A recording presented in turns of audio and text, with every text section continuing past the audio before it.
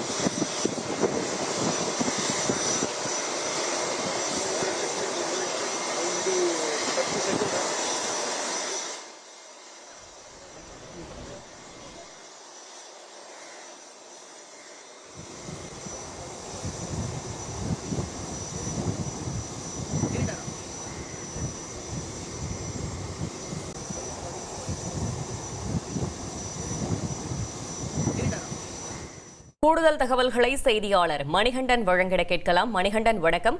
CBI விசாரணைக்காக விஜய் டெல்லி செல்கிறார். விஜயுடன் வேறு யாரெல்லாம் செல்கிறார்கள்? அது தொடர்பான கள தகவல்களை சொல்லுங்க. அவர் இருக்கிறார். இன்னும் தமிழக வெற்றி கழக தலைவர் விஜய் கரூர் கூட்ட நெரிசல் சம்பவம் தொடர்பாக சிபிஐல நேரடியாக ஆஜராகி விளக்கம் அளிப்பதற்காக தற்போது தனி விமானம் மூலமாக டெல்லி புறப்பட்டிருக்கிறார். தனி விமானத்திலிருந்து இன்னும் சற்று நேரத்துல விமானம் டெல்லி புறப்பட இருக்கிறது. விமான நிலையத்திற்குள்ளாக அந்த செல்லக்கூடிய விமானத்துல ஏறி இருக்கக்கூடிய காட்சிகளை ஒளிப்பதிவாளர் மகேஷ் மற்றும் ஒளிப்பதிவாளர்கள் காண்பித்துக் கொண்டிருக்கக்கூடிய காட்சிகளை பார்க்க முடிகிறது.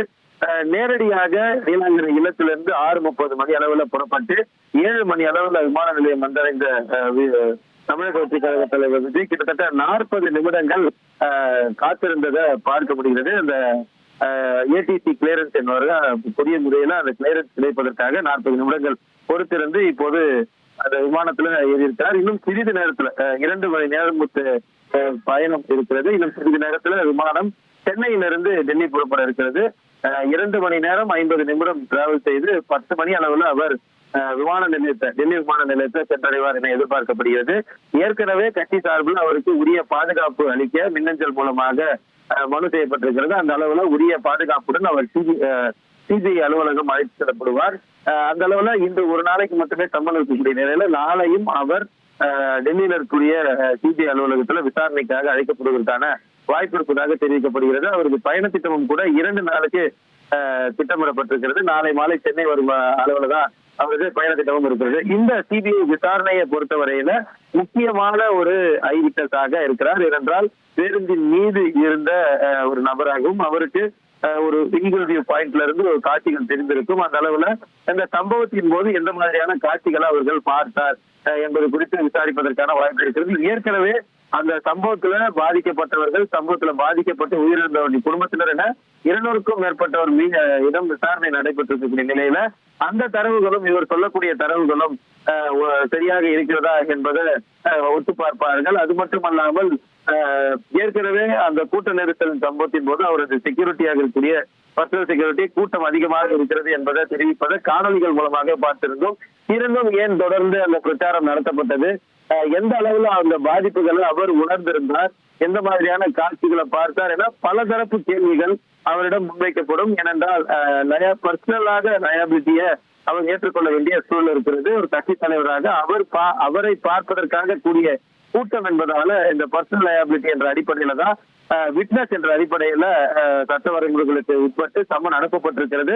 அந்த சம்மனை ஏற்று தற்போது ஆஜராகுவதற்காக இன்னும் சற்று நேரத்துல சென்னையிலிருந்து டெல்லி புறப்பட இருக்கிறார். அந்த விமானத்தில் அந்த ஏடிசி கிளியரன்ஸுக்கு பிறகு விமானம் இன்னும் சிறு மணி துளிகள்ல டெல்லி புறப்பட இருக்கிறது. தகவல்களுக்கு நன்றி மணிகண்டன்.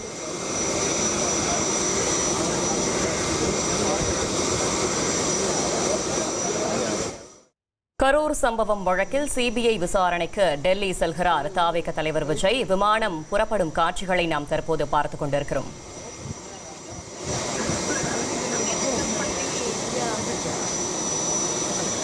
இருக்காங்க கிளம்புற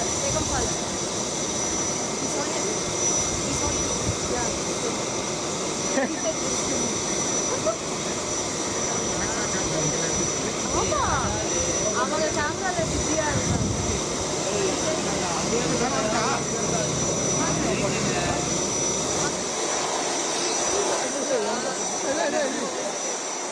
தமிழ்நாட்டின் வளர்ச்சிப் பயணத்தில் ஒருவரையும் பின்தங்க விடமாட்டோம். வெல்வோம் ஒன்றாக.